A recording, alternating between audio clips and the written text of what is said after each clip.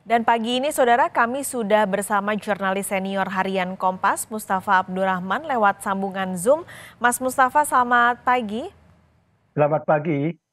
Terima kasih sudah bergabung hari ini. Kebetulan Mas Mustafa lagi di Jakarta tapi sebagai background-nya sudah 30 tahun ya Mas mendalami begitu dan tinggal di Mesir. Jadi sudah sepertinya ngelotok sekali soal Timur Tengah ini. Kita bahas lebih dalam soal gencatan senjata yang akhirnya mau disepakati oleh Israel.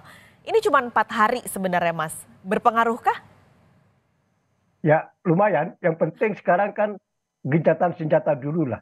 Hmm. Dalam kesepakatan itu kan gencatan senjata selama 4 hari kan bisa diperpanjang. Jadi semua pihak, terutama mediator dalam kesepakatan gencatan senjata ini seperti Qatar, kemudian Mesir, Amerika Serikat, yang penting sekarang gencatan senjata dulu. Nah, ini kan sangat dinamis perkembangannya. Bisa saja nanti ya setelah 4 hari akan diperpanjang lagi. Oke.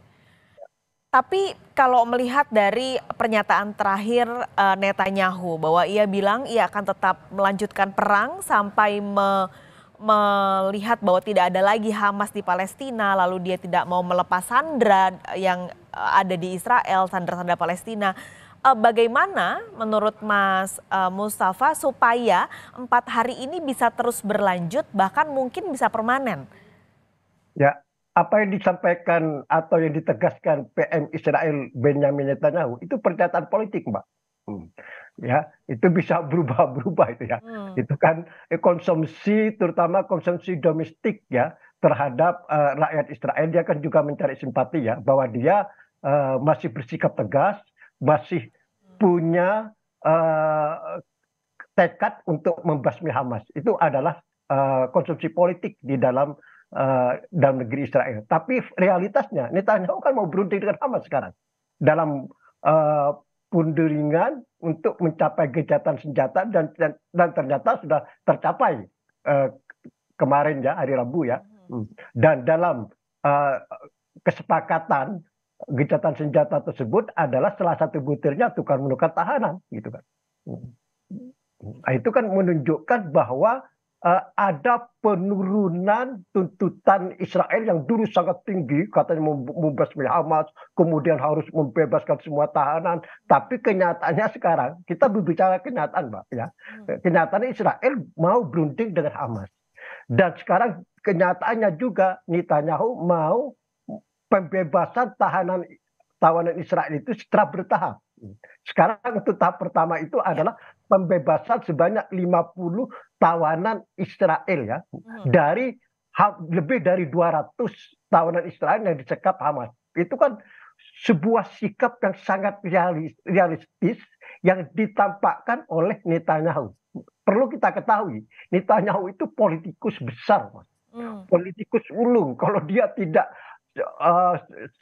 punya pengalaman yang luar biasa dalam politik, dia tidak tampil sebagai Perdana Menteri Israel yang paling lama berkuasa di Israel. Dalam konteks ini kita harus memahami.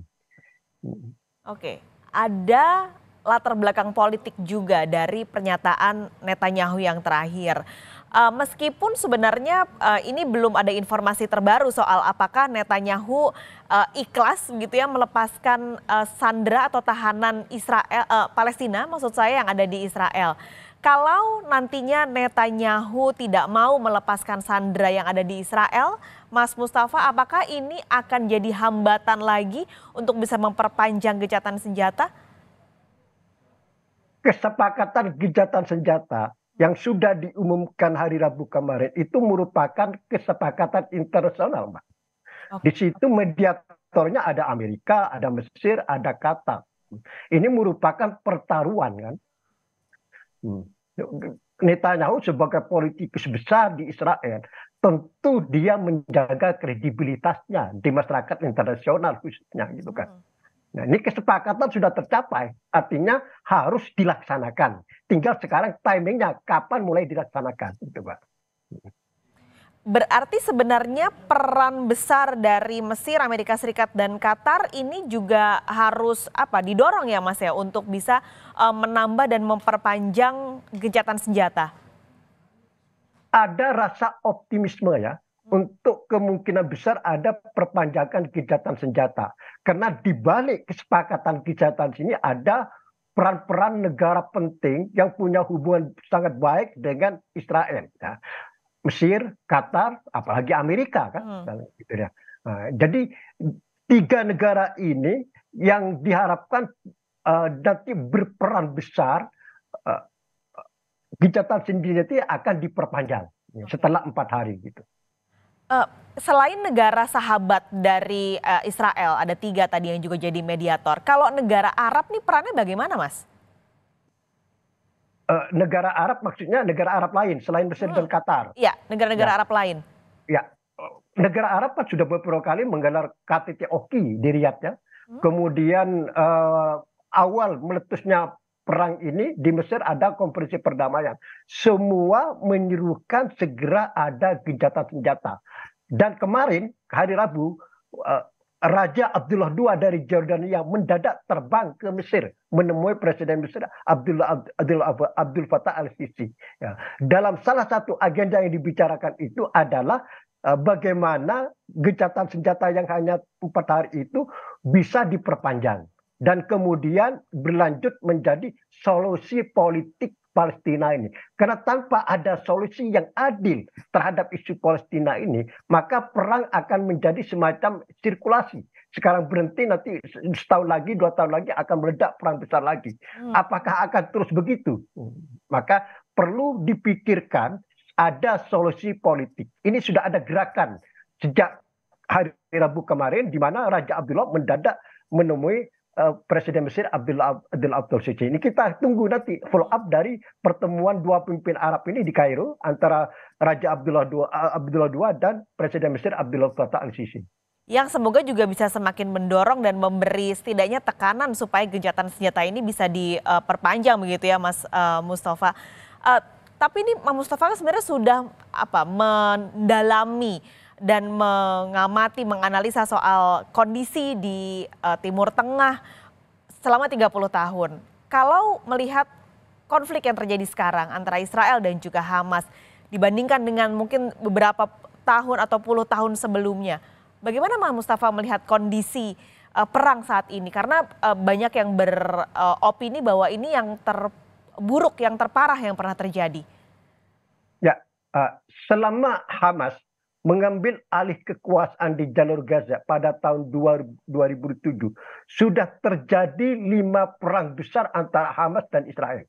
Yang pertama 2009, itu saya meliput langsung, saya langsung masuk jalur Gaza. Yang kedua tahun 2012, saya masuk ke jalur Gaza. Ya.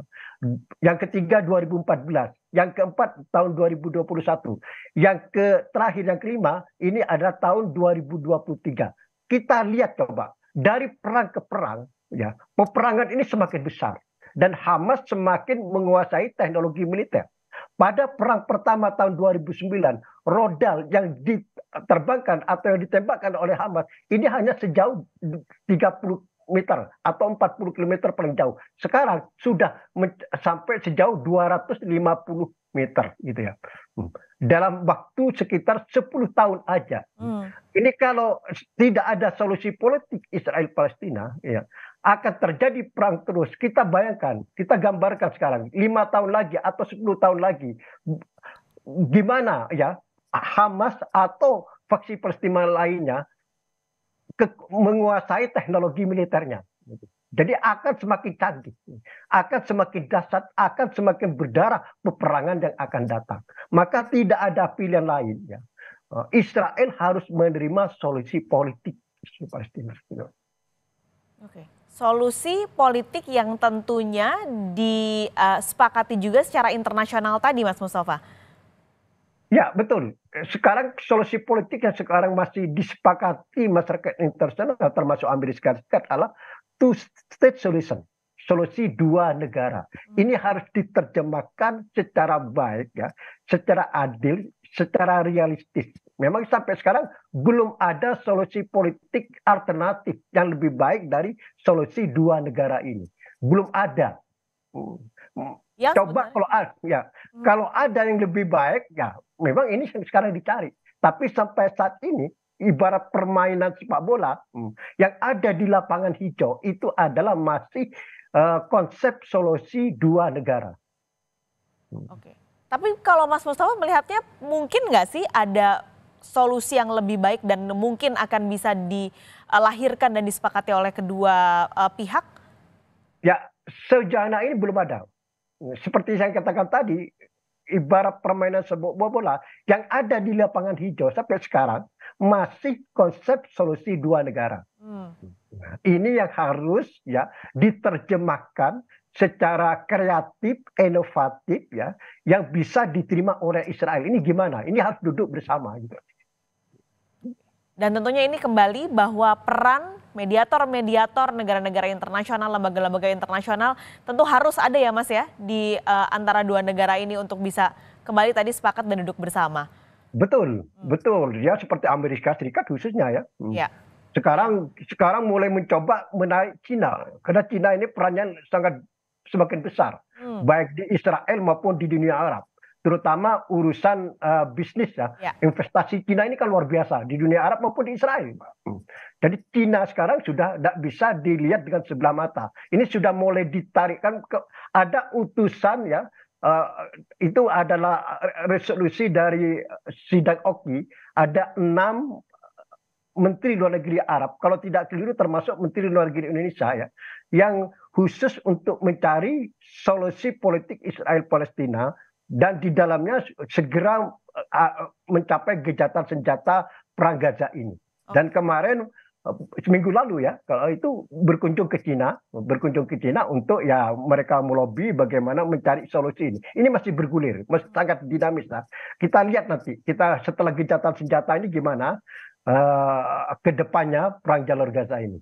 Dengan harapan bisa selesai karena jangan sampai semakin banyak warga sipil yang menjadi korban pada konflik ini. Mas Mustafa terima kasih, minggu depan awal Desember ya kembali lagi ke Mesir.